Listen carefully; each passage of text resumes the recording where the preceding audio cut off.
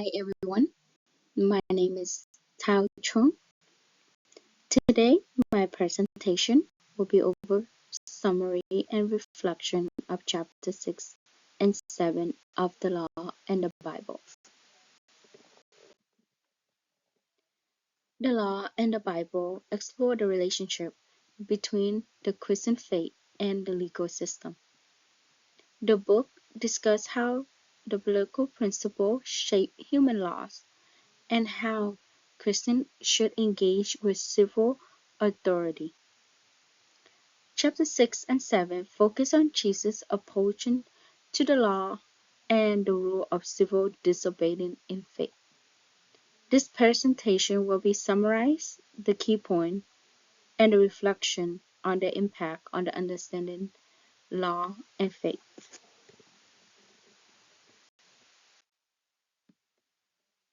Chapter 6: The Kingdom of God, Law, and the Heart.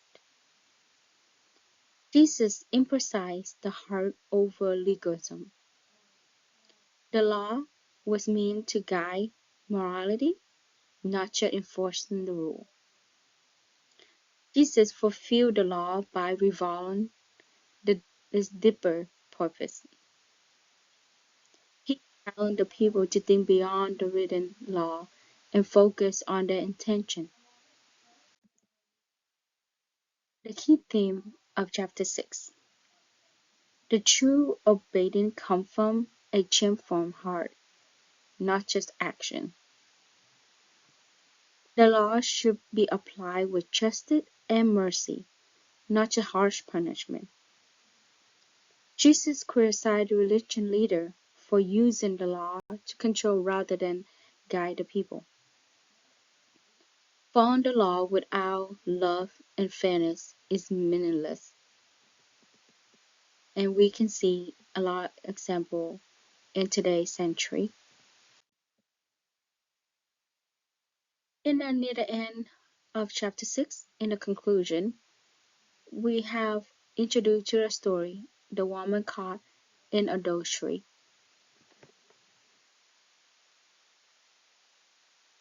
The Pharisee used the law to trap Jesus. You can find John 8:2-11. John 8:2-11.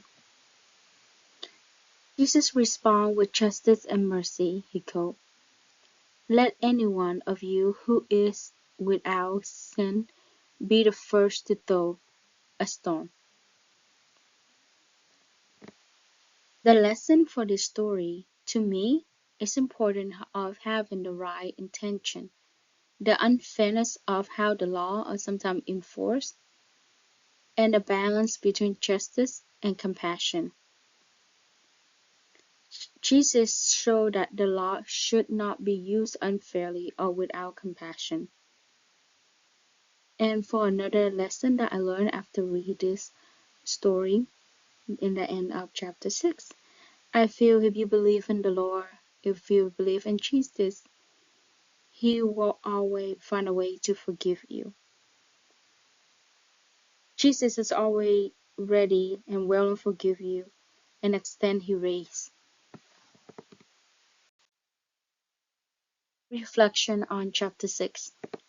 Jesus teaches that the law is not just about punishment, but about the fairness and morality. The heart matters more than strict legalism. Intention matters. This chapter made me rethink how justice should work in faith and society. People often misuse the law to control others rather than to bring fairness. In chapter 7, it will be about civil law and civil disobedience. Christians must balance obedience to the law with resistant injustice. The early church struggled with legal authorities and had to make tough choices. Some laws align with God's justice, others must be challenged when they go against faith. The way Christians interact with government, depend on the situation. The key theme of chapter 7. Peter and Paul showed a different way to engage with civil law. Peter refused to stop preaching, saying he must obey God over man. Paul used his rights as a Roman citizen to defend himself and spread the gospel. Civil disobedience is justified when the law opposes God's command, but submission is important when the law are just. Example of Christian civil disobedience. Early Christians refused to stop preaching despite the legal threat. Christian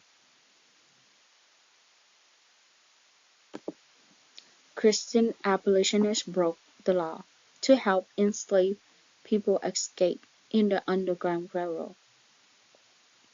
The Courage document and Desmond Tutu resist apartheid using faith as the reason to fight unjust law. Modern Christians still engage in the act of resistance for justice, such as protecting the refugee and fighting for the human rights.